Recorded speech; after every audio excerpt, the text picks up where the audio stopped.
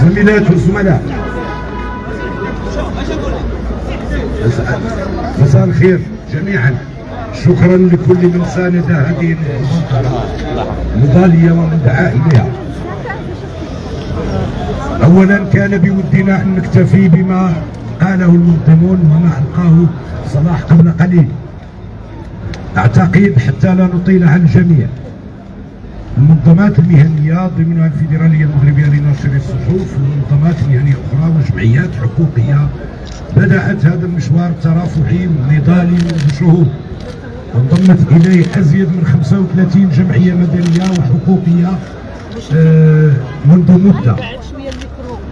سأكرر جزءا مما قاله صلاح قبل قليل، وأعتقد اليوم أن الفضيحة التي فجرها الفيديو الذي بثه الزميل حميد مهداوي هي فضيحة أخلاقية ومجزرة حقوقية وقانونية تقتضي قبل أن يفكر مقترفوها بتقديم أي اعتذار مفترى عنه أن يرتبوا الجزاء القانوني عما اقترفوه. لا يمكن لمن ارتكب جريمة أن يفضل أن يعتذر ثم يعود لارتكاب جريمة أخرى.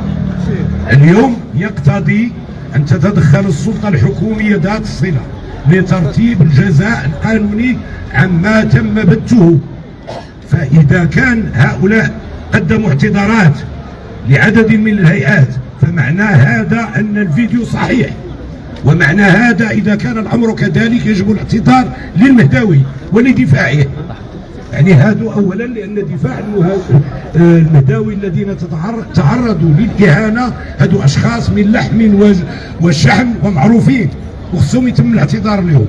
هذا أولا. أن يقول السيد الوزير بأن الأمر يتعلق بمؤسسة مستقلة لا يمكن للحكومة أن تتدخل فيها، هذا كذب، لأن المجلس الوطني للصحافة انتهى في 23، واللجنة المؤقتة اليوم الموجودة هي لجنة أنشئت بموجب قرار بموجب قانون وعينتها الحكومة، وجزء من أعضائها عينه مباشرة رئيس الحكومة، وحتى بموجب هذا القانون نفسه فقد انتهت ولاية هذه اللجنة في بداية أكتوبر.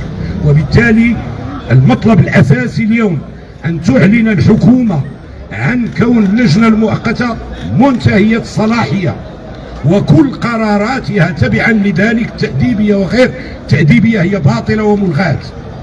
يجب فتح تحقيق قضائي أو من طرف السلطات ذات الاختصاص فيما بثه الفيديو، وترتيب المسؤوليات عن المشاركين في هذا.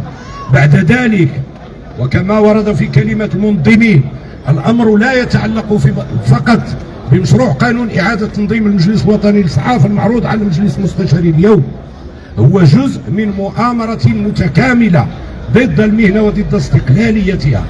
هناك هذا المشروع القانون الذي يجب أولا أن تفهم اليوم الحكومة أن عندها فرصة وحيدة لإنقاذ دم وجهها، وهي تعليق مسطرة التشريع بهذا القانون وسحبه والعودة به إلى طاولة الحوار المؤسسات المنظم مع المنظمات المهنية ومع القوى الديمقراطية، لأن هذا يهم المجتمع. ثم بعد ذلك هناك منظومة الدعم العمومي التي تشكلت على خلفيتها لجنة باقا ما اجتمعتش. هذه اللجنة يجب حلها.